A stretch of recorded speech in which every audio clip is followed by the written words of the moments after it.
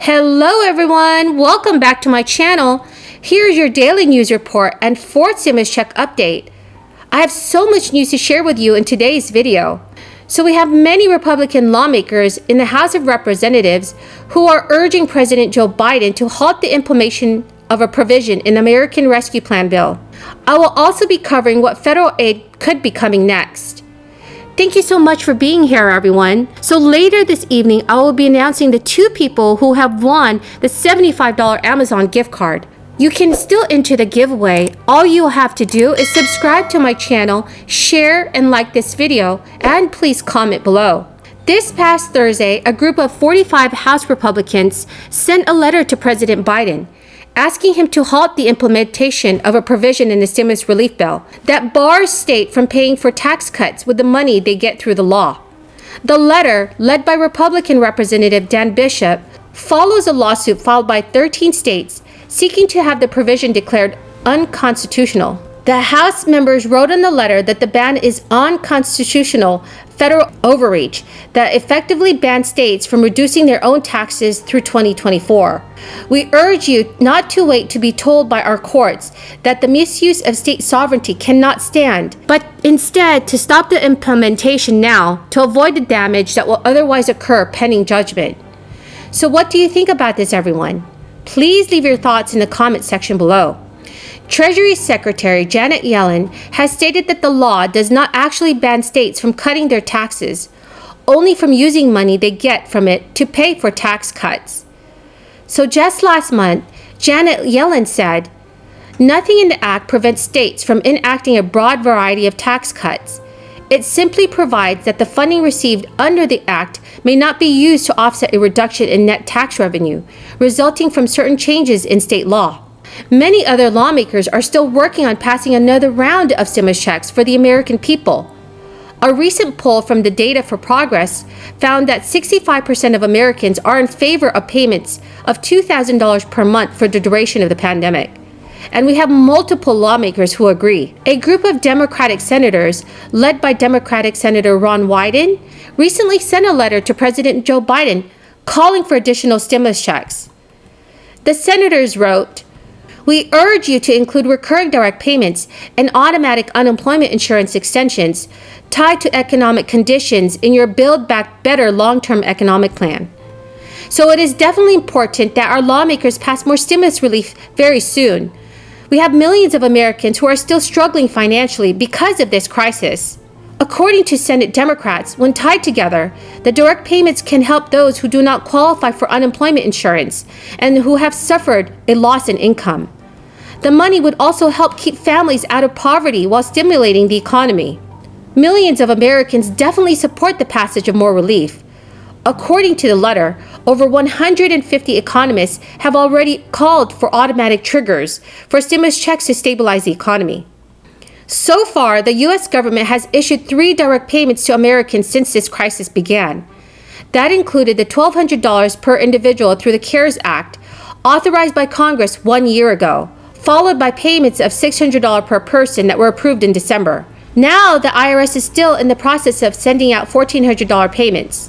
Even as those $1,400 third stimulus checks land, talk has begun over whether or not there could be a 4th round of direct payments. If more checks were authorized, the income criteria to qualify them would likely be stricter than the first 3 rounds, where the money also went to people who did not really need it.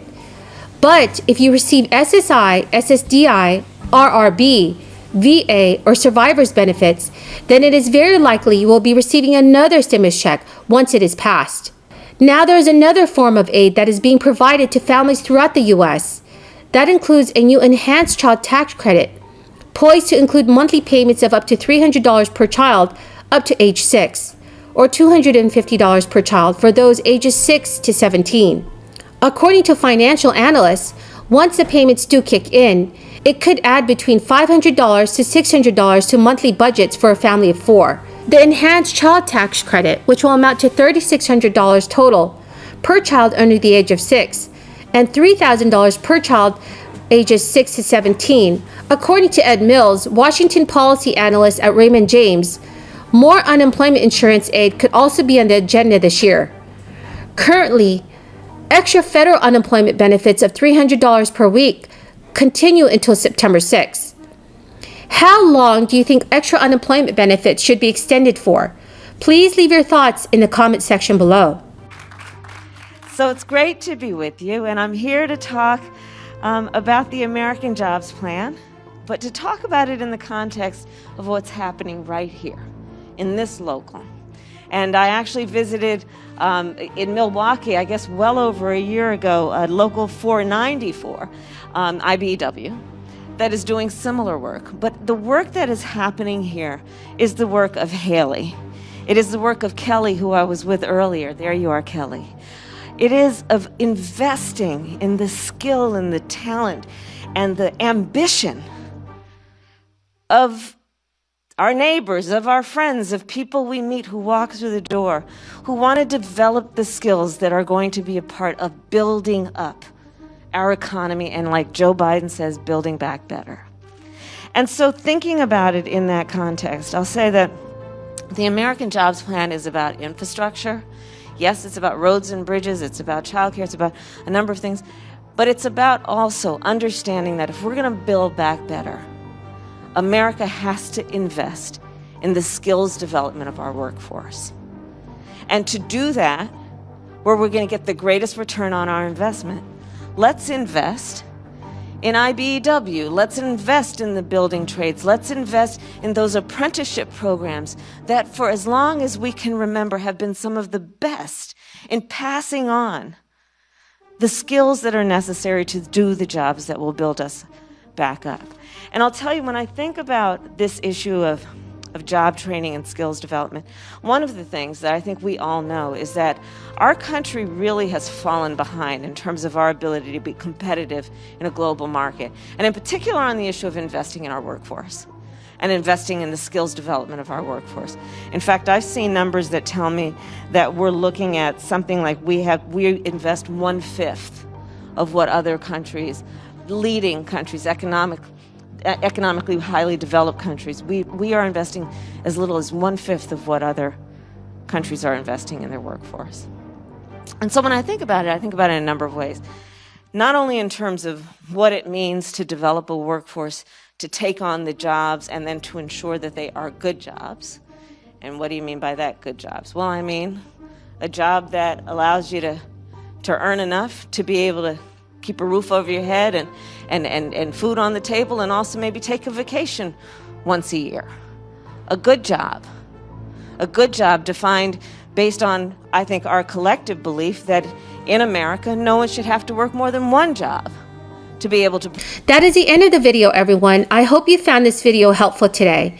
If you have any questions or comments, please leave them in the comment section below.